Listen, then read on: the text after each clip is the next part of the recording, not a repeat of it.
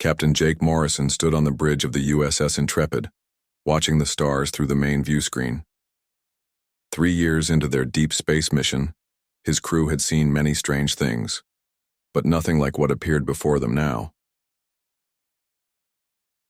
Chutter, alien ship, was massive. It looked like a crystal palace floating in space with walls that seemed to glow with their own light. The ship was at least 10 times bigger than the Intrepid, and it moved without making any sound that their sensors could pick up. "Captain, we're getting a transmission," said Lieutenant Amy Foster from her station. She was young but had proven herself reliable during their journey through the outer systems. "Put it through," Morrison replied. He had been a soldier before becoming a ship captain, and his instincts told him to be ready for anything. The view screen changed to show a being unlike anything they had ever seen. It was tall and thin, made of what looked like living crystal. Light moved through its body in patterns that might have been beautiful if the situation wasn't so tense. "Greetings, unknown vessel," the being said. Its voice was calm and musical. "I am Commander Veltar of the Zephyrian Empire. We have detected weapons on your ship. This is not permitted in civilized space. We will now pacify your vessel for the safety of all." Morrison felt his jaw tighten. "This is Captain Morrison of the Earth vessel Intrepid. We are on a peaceful exploration mission. We carry weapons only for defense." "All species say this," Veltar replied. "We have brought peace to over 200 worlds by removing the ability to make war. You will be grateful once the process is complete." Before Morrison could respond, the alien ship fired some kind of energy beam. It wasn't like any weapon they knew about. The beam passed through their shields like they weren't there and filled the ship with a strange blue light. Morrison expected to feel pain, but instead he felt something else. His heart started beating faster. His muscles tensed. Every instinct he had learned in 20 years of military service came rushing back to him. "Battle stations," he ordered, his voice steady and cold. "All hands prepare for combat."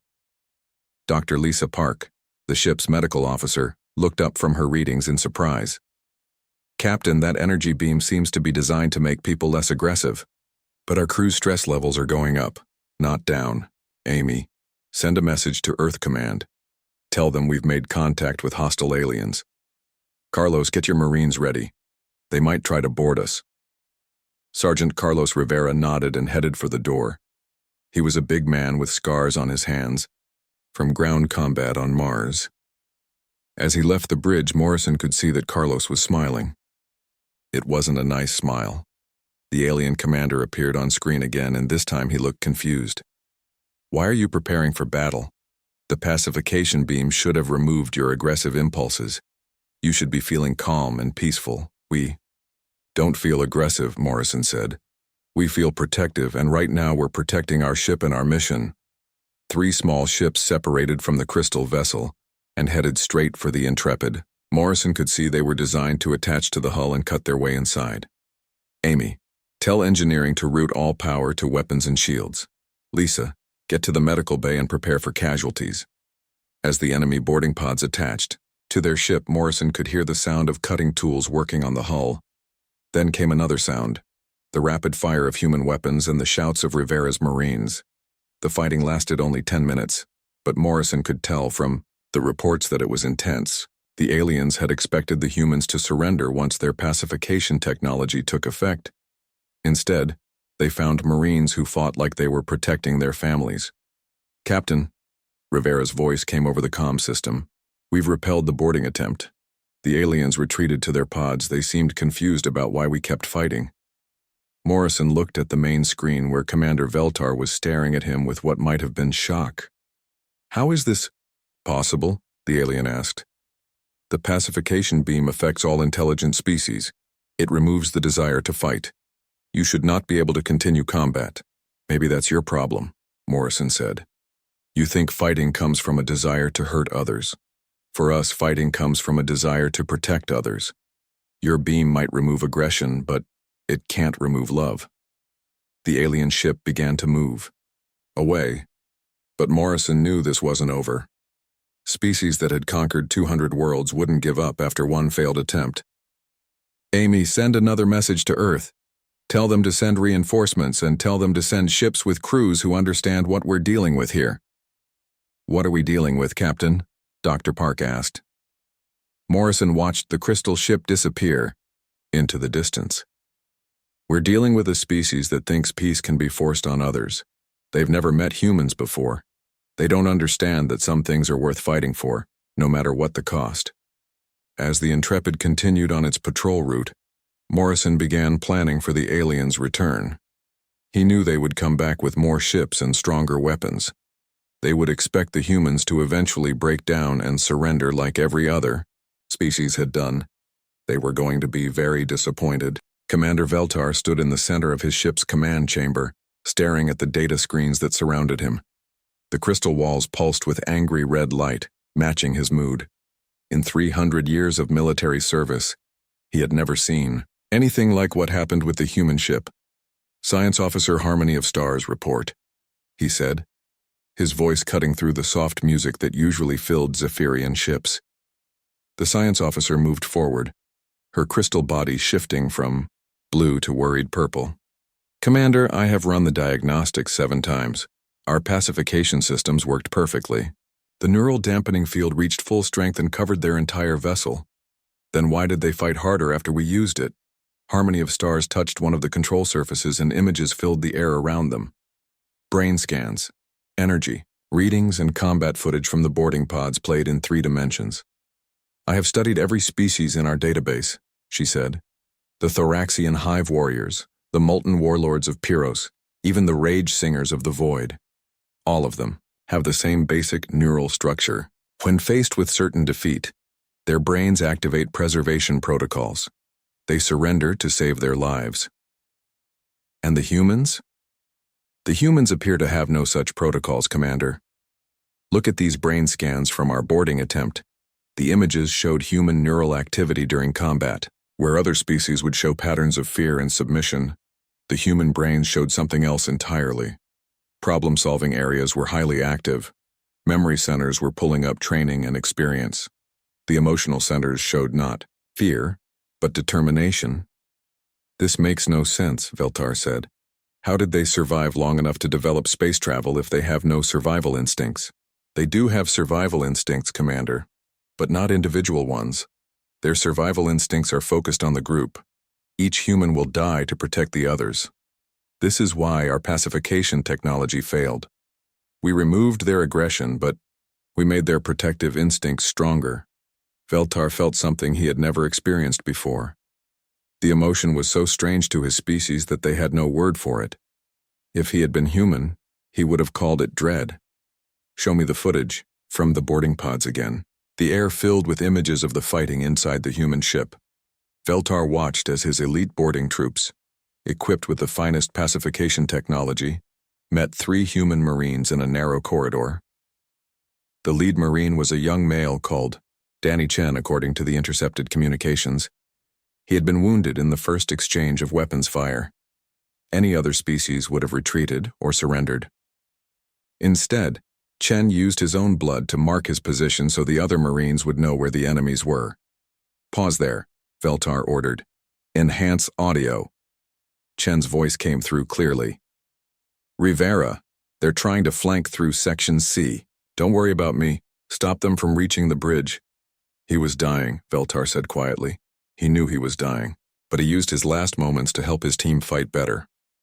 Yes, Commander, and look at what happened next. The footage continued. Sergeant Rivera and the other Marine didn't panic when Chen fell. They didn't try to save him or retreat to a safer position. Instead, they used Chen's sacrifice to set up a better defensive position. They turned their teammates' death into a tactical advantage. This is not normal behavior, Harmony of Stars said. I have analyzed combat footage from 847 different species. When individuals die in battle, it normally causes fear responses in their allies. The surviving fighters become less effective, not more effective. But these humans became more dangerous. After their comrade died, much more dangerous. Their accuracy improved. Their coordination improved. They began taking risks that no rational being would take. Veltar moved to another control surface and pulled up strategic data. How many ships do they have in this system? Just the one vessel, Commander. But I am detecting unusual energy signatures from the asteroid field nearby. What kind of signatures? Manufacturing. They appear to be building something. Veltar felt that strange new emotion growing stronger. How long have they been in this system? According to their transmissions, 3 days. And they're already building manufacturing facilities? What are they making? Harmony of stars manipulated the controls, and new data appeared. Weapons, Commander, and more concerning, they appear to be building weapons designed specifically to fight us. That's impossible. They just met us today. Yes, Commander, but they recorded everything about our ships, our weapons, and our boarding attempt. They have already begun developing countermeasures. Veltar studied the data in silence. The humans had taken everything they learned from the first battle and used it to prepare for the next one. They weren't just fighting to survive the current threat. They were fighting to win a war that had barely started. What do our psychological profiles suggest? That is the most disturbing part, Commander. Most species fight to achieve peace. They want the conflict to end so they can return to normal life.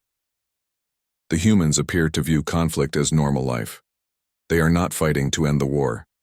They are fighting to win it completely. Send a message to High Command, Veltar ordered. Tell them we need reinforcements, and tell them we may have made a serious mistake. What kind of mistake, Commander? Veltar looked at the tactical display showing the human ship moving through the asteroid field, like it owned the entire system.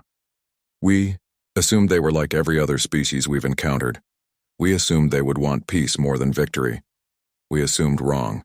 As his ship moved away from the human vessel, Veltar began planning his next approach. He would return with more ships and stronger pacification technology.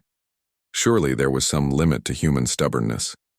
He had no way of knowing that humans had never found that limit themselves. High Counselor Crystal Song received the message from Commander Veltar with growing alarm. In her 1,000 years of leading the Zephyrian Empire, she had never heard of pacification technology failing. The report made no sense. Bring me the Harmony Legions, she ordered her aide, and prepare the Grand Pacifier. If one human ship can resist our standard methods, we will show them what happens when the full might of our peaceful empire responds. 3 days later, 15 Zephyrian warships appeared in the Kepler 442 system. Each ship was larger than the human vessel, and together they carried enough pacification technology to calm an entire star system. Crystal Song herself led the fleet aboard her flagship, determined to end this strange resistance. Captain Morrison watched the alien fleet approach on his view screen. He had used the time well. The asteroid field now contained 4 automated factories, all producing weapons and ammunition. His crew had worked without sleep to prepare defenses. Sir, incoming transmission from Earth Command, Lieutenant Foster reported. Admiral Kevin Ross appeared on the screen. He was older than Morrison, with gray hair and the kind of scars that came from fighting in 3 different wars. Behind him, Morrison could see other Earth ships jumping into the system. Jake, what's your status? Ross asked. 15 alien ships, sir. They want to use some kind of mind control technology to make us peaceful. It doesn't work on humans the way they expect. Ross smiled grimly. I brought the 7th Fleet, 12 ships, all volunteers. When I told them what these aliens were trying to do, every captain wanted to come. Sir, their ships are much larger than ours. Size doesn't matter if they don't know how to use it. I'm implementing Doctrine Sparta. No retreat, no surrender, no quarter asked or given. The Zephyrian fleet moved into attack formation.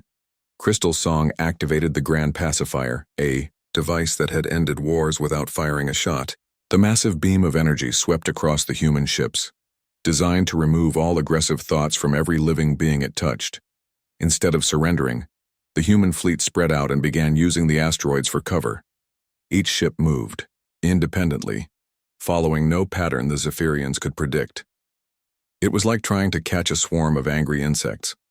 Morrison's ship, the Intrepid, dove between 2 large asteroids and fired all weapons at the nearest Zephyrian vessel. The alien ship's shields absorbed most of the damage, but Morrison wasn't trying to destroy it. He was learning how their defenses worked. Maya, did you get those readings? He called to technician Maya Bell in the engineering section. Yes, sir. Their shields pulse every 3.7 seconds. If we time our shots right, we can get through. Morrison smiled. Humans had been fighting each other for thousands of years. They knew how to find weaknesses and exploit them.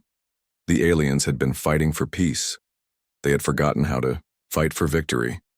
Admiral Ross took a different approach. His flagship, the Earth Defender, flew straight at the largest Zephyrian ship.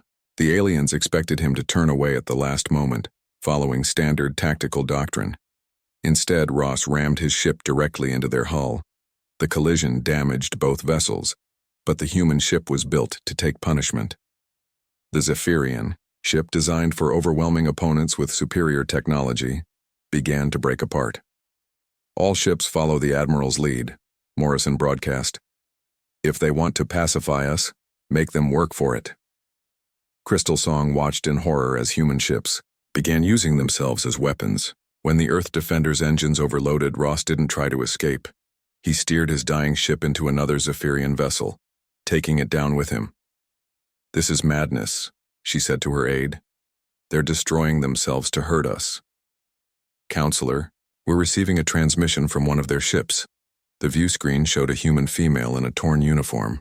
She was standing on what looked like the bridge of a ship that was falling apart around her. Behind her, other humans were working, calmly at their stations despite the smoke and sparks. I'm Captain Ruth Martinez of the Earthship Defiance, she said.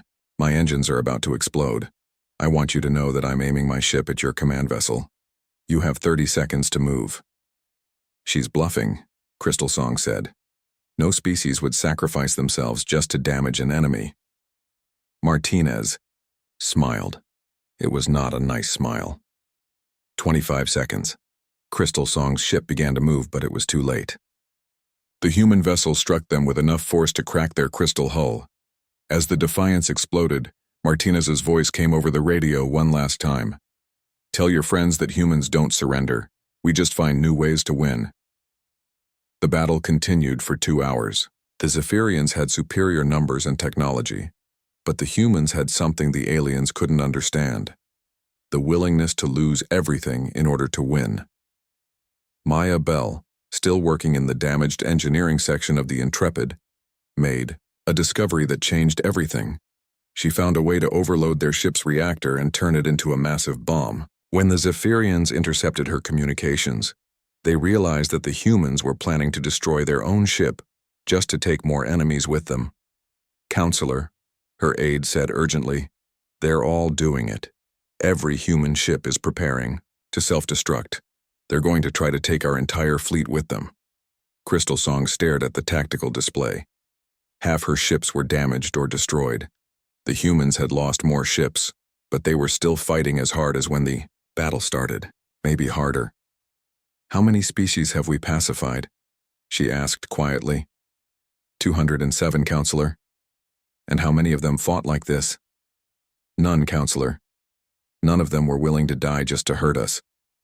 Crystal Song made a decision that would change the course of galactic history. Signal retreat. We need to understand what we're dealing with before we continue this war. As the Zephyrian ships began to withdraw, Morrison received a final transmission from Admiral Ross's damaged ship.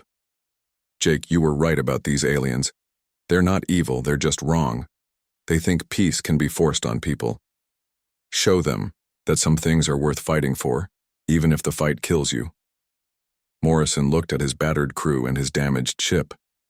They had won this battle, but he knew the war was just beginning. The aliens would be back with more ships and better weapons. The humans would be ready for them.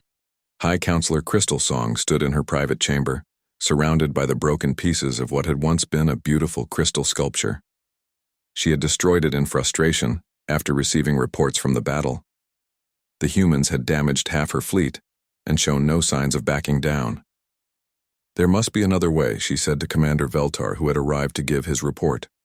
We cannot continue losing ships to these creatures. Counselor, I have a suggestion. There are mercenaries in the outer systems, species that understand violence better than we do.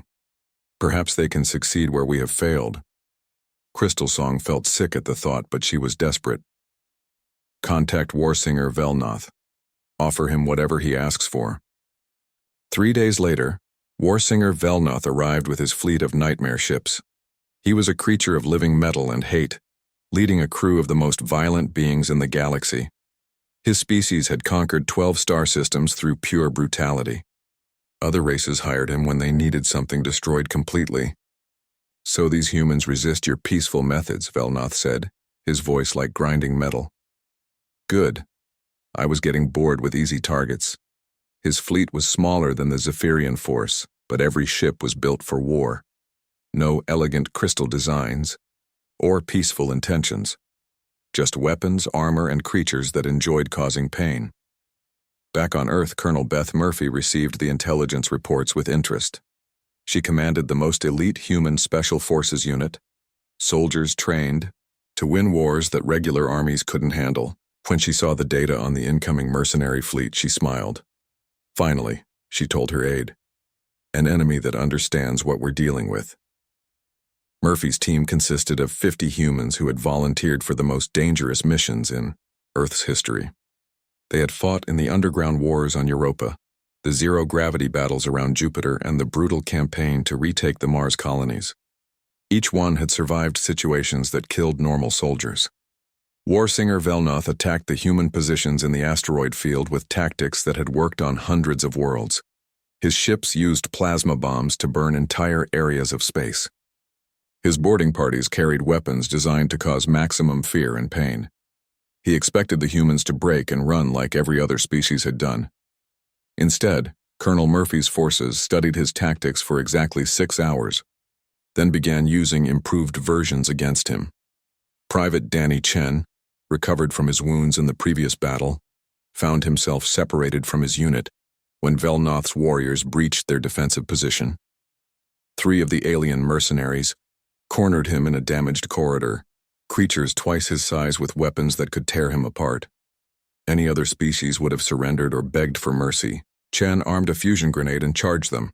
"For Earth!" he shouted, then detonated the explosive while he was still holding it. The 3 mercenaries ran. They understood brutality, but they had never seen someone use suicide as a standard tactical option. They reported back to Velnoth that the humans were broken and unnatural.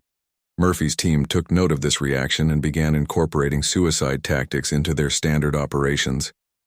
Within 2 days, human soldiers were using themselves as weapons so often that the mercenaries began refusing to fight in close quarters. Dr. Nathan Wells, serving as a liaison between the human and Zephyrian forces, tried to explain what was happening to the horrified alien observers. "You have to understand," he told Crystal Song over a secure channel. "Humans didn't evolve the same way as other species. We're persistence hunters. We never give up. We're pack animals. We'll die for the group, and we're problem solvers. We see impossible situations as challenges, not reasons to quit." "But this is madness," Crystal Song replied.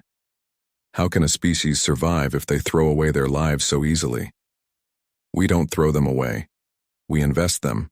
Every human who dies fighting makes the rest of us more determined to win. It's not suicide. It's making sure that their sacrifice has meaning."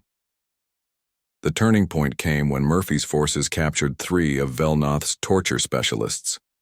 Instead of interrogating them for information, the humans studied their techniques and began using improved versions on other captured mercenaries.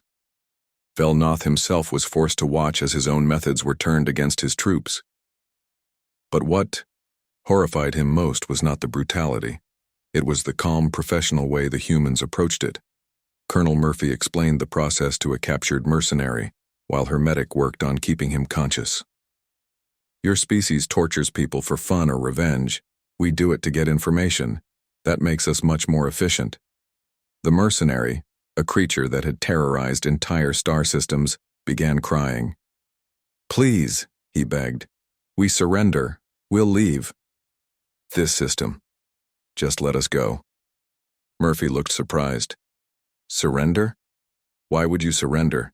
The fight is just getting interesting." When Velnoth received reports that his own troops were fleeing rather than face human interrogation techniques, he made a decision that shocked the galaxy. He withdrew his entire fleet and sent a message to every mercenary group in known space. Do not accept contracts involving humans, the message said. They are not a normal species. They fight wars the way other species breathe, naturally and without thinking about it. They cannot be defeated because they do not understand defeat. Crystal Song watched the mercenary fleet retreat and felt the strange emotion she was learning to call fear grow stronger. She had hired the most brutal warriors in the galaxy, and the humans had driven them away in less than a week. Counselor, Veltar said quietly, I think we need to consider the possibility that we cannot win this war. All species can be defeated, Crystal Song replied, but her voice lacked conviction. Not these humans. They don't fight to win battles. They fight to eliminate threats, and they seem to consider our entire empire a threat. Crystal Song looked at the tactical displays showing human ships throughout the system. They weren't just defending anymore. They were building a war machine that could threaten the entire galaxy. Contact their diplomats, she said finally. It's time to try talking instead of fighting. But Counselor, we've never negotiated with a species that refused to be pacified. Then we'll learn. Because the alternative is watching them turn our peaceful empire into a battlefield. As the message went out requesting diplomatic contact, Crystal Song wondered if she had just made the biggest mistake in Zephyrian history. The humans had proven they could fight. Now she had to hope they could also make peace. Ambassador Grace Taylor arrived in the Kepler 442 system aboard the diplomatic vessel Harmony Bridge. She was a small woman with gray hair and kind eyes, but Captain Morrison knew better than to judge her by appearance. Taylor had negotiated peace treaties in wars that everyone thought would never end. Captain Morrison, she said as she came aboard the Intrepid, I understand you've been having some interesting conversations with our new neighbors. Yes, ma'am. They keep trying to turn off our brains and make us peaceful. We keep explaining that we don't work that way. Taylor nodded. I've read the reports. Fascinating species. They've conquered over 200 worlds without firing a shot. They genuinely believe they're helping everyone by removing their ability to fight. Are they going to try to remove our ability to fight? That depends on whether we can make them understand what they're really dealing with. High Counselor Crystal Song agreed to meet aboard a neutral station that the humans had constructed in the asteroid field. When she arrived, she was surprised to find it looked more like a factory than a diplomatic facility. Humans were building weapons and ships even while preparing for peace talks. Ambassador Taylor, Crystal Song said as they met in the station's main conference room, I hope we can end this conflict peacefully. So do I, Counselor. But first we need to understand each other. You've been trying to pacify my species the same way you pacified all the others. That's not going to work. Why not? Every intelligent species has the same basic survival instincts. When faced with certain death, they choose to live peacefully. Taylor smiled sadly. That's where you're wrong. Humans don't have individual survival instincts the way other species do. We have group survival instincts. We'd rather die fighting than live as slaves. But we don't make slaves. We remove the ability to make war. We bring peace. Whose definition of peace? The question hung in the air like a challenge. Crystal Song had never considered that different species might have different ideas about what peace meant. Dr. Wells, who had been observing the negotiations, spoke up. Counselor, may I show you something? He activated a holographic display, showing human history. Images of wars, battles, and conflicts filled the air between them. This is what humans call the 30 Years' War, he said. Millions died. Entire cities were destroyed. It was horrible beyond description. Crystal Song watched the images with growing disgust. This is exactly why pacification is necessary. Wait, Wells said. Let me show you what came after. The images changed to show the Peace of Westphalia, the treaties that ended the war, and the principles of sovereignty and self-determination that followed. Humans learned from that war that peace cannot be imposed from outside. It has to come from within. It has to be chosen freely, or it's not really peace at all. But if we don't impose peace, species will continue to fight. Ambassador Taylor leaned forward. Counselor, let me ask you something. In all the worlds you've pacified, How many have developed new technologies? How many have created great art or literature? How many have pushed the boundaries of science or philosophy? Crystal Song thought about it. They don't need to. We provide everything they require for comfortable lives. But do they grow? Do they change? Do they become better than they were? They become peaceful. They become static, Taylor corrected. You've turned them into living museums. Peaceful, yes, but not alive in any meaningful way. A new voice joined the conversation. She's right, counselor. Everyone turned to see Echo of Peace, a young Zephyrian who had been observing the humans since the first battle. She was barely past adolescence by Zephyrian standards, but her crystal body glowed with unusual colors that indicated deep thought. Echo of Peace, Crystal Song said sharply. You should not be here. I've been studying the humans, counselor. They're not like us, they're not even like the other species we've pacified. They don't fear death because they're not really individuals. What do you mean? They're parts of something larger. When one human dies, the others don't become weaker. They become stronger, because the dead human's sacrifice gives meaning to their struggle. They're immortal as a species because each individual is willing to die for the whole. Ambassador Taylor nodded approvingly. Very good. You understand us better than your elders do. Crystal Song felt her worldview cracking like damaged crystal. If this is true, then everything we've done has been based on a false assumption, Taylor finished. You assumed all species want the same kind of peace you want. You never asked them what they wanted. But the fighting, the wars, the suffering, will continue until each species chooses peace for themselves. You can't force it on them any more than they can force war on you. The president of Earth appeared on the holographic display, speaking from his office in Geneva. Counselor Crystal Song, I have a proposal for you. What kind of proposal? Earth will serve as the galaxy's military specialists. When there's a real threat that requires fighting, you call us. When there's a diplomatic solution that requires negotiation, we work together. Your people are natural peacekeepers. Our people are natural warriors. Together we can give every species the choice between peace and war.